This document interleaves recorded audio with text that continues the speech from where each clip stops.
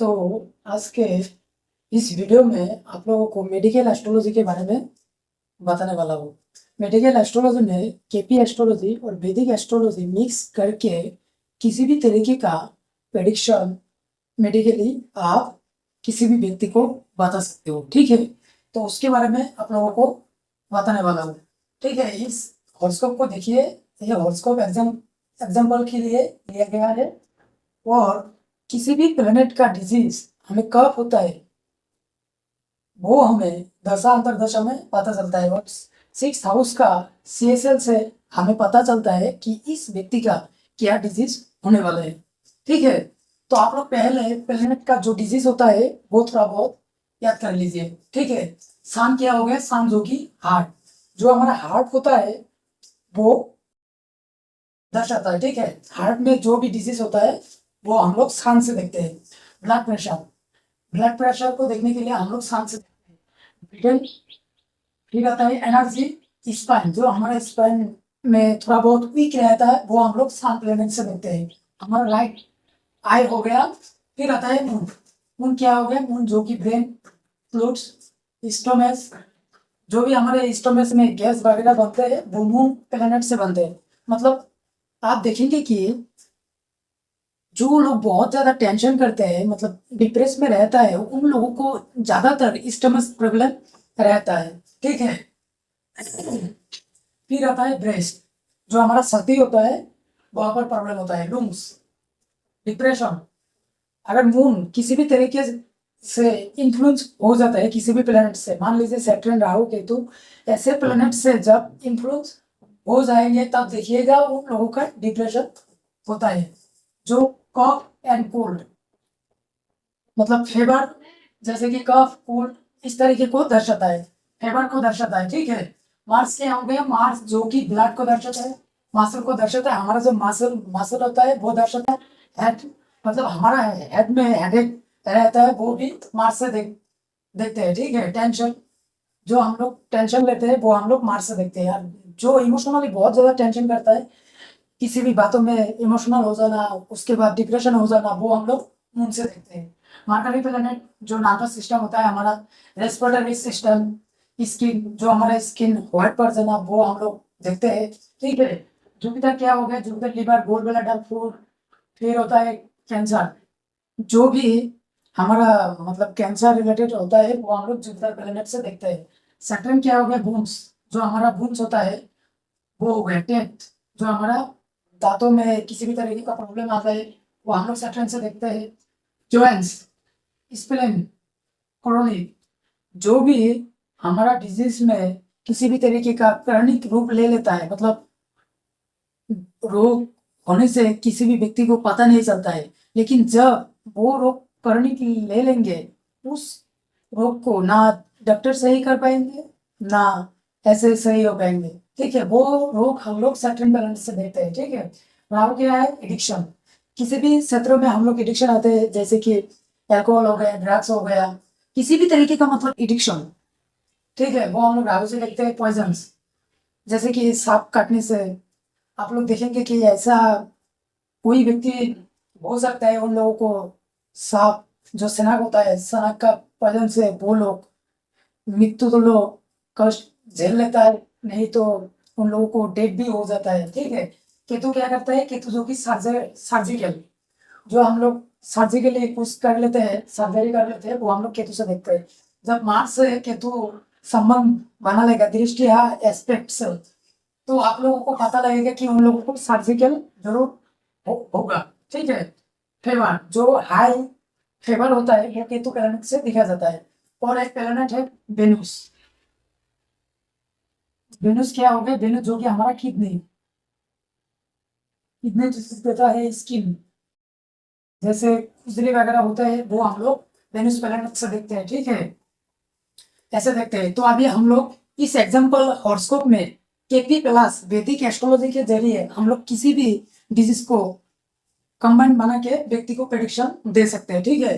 तो पहले हम लोग केपी एस्ट्रोलॉजी में क्या देखना पड़ेगा? केपी एस्ट्रोलॉजी में 6 CSL को देखना पड़ेगा। 6 CSL का जो सबलोड होगा, सबलोड का जो एनएल होगा, एनएल के हिसाब से ही उस व्यक्ति का डिजीज रहने वाला है। ठीक है, तो आप लोग देख लीजिए, जो CSL है मरकरी, ठीक है, मरकरी है, मान लीजिए मरकरी अभी इनके हॉरोस्कोप में, मान लीजिए आप किसी भी तरीके का मान मान लीजिए मरकरी मरकरी के नक्षत्र में है, ठीक है, मरकरी के नक्षत्र में है, तो इस व्यक्ति को क्या रोग होने वाला है। ठीक है, तो मरकरी आप लोग पहले जो केपी एस्ट्रोलॉजी में कास्ट डिटेल्स होता है वो आप लोगों को चेक करना है। जहां पर 6 लिखा होगा, 6 हाउस क्या होगा, 6 हाउस जो कि हमारा डिजीज को दर्शाता है। ठीक है, हम लोग मेडिकल एस्ट्रोलॉजी पढ़ रहे हैं, तो 6 CSL को आप लोगों को देखना चाहिए। 6 CSL का जो साबलोड होगा, साबलोड का जो एनएल होगा, एनएल के हिसाब से ही उस व्यक्ति को किसी भी तरीके का डिजीज हो सकते हैं। ओके, तो मान लीजिए मरकरी का जो एनएल है, मरकरी बना हुआ है, ठीक है, तो मरकरी अभी देखना होगा मरकरी क्या इस व्यक्ति को रोग दे सकता है, तो हमें वो चेक करना है।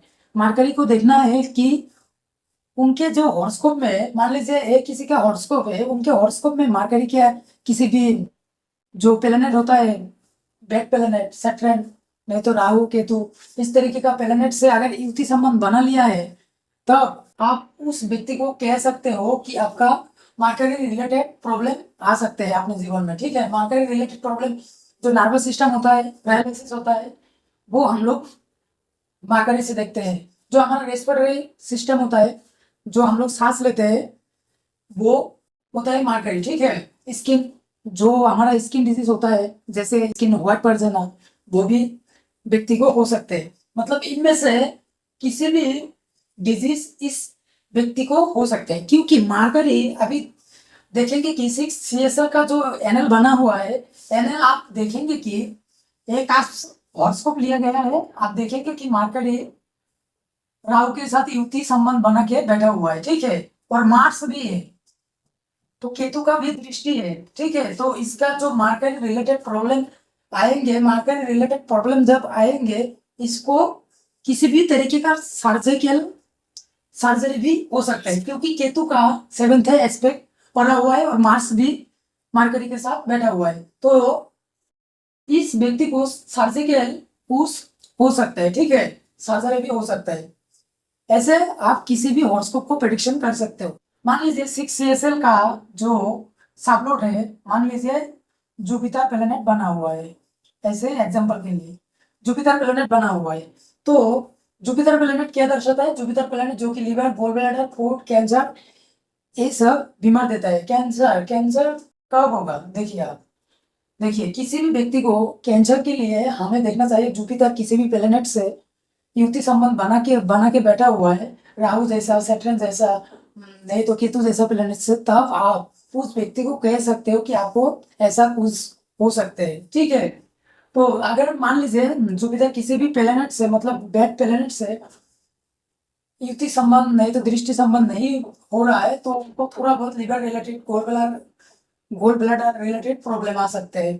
ठीक है, तो मान लीजिए, तो अभी ऐसा डिजीज कब होंगे वो हमें पहले जानना है।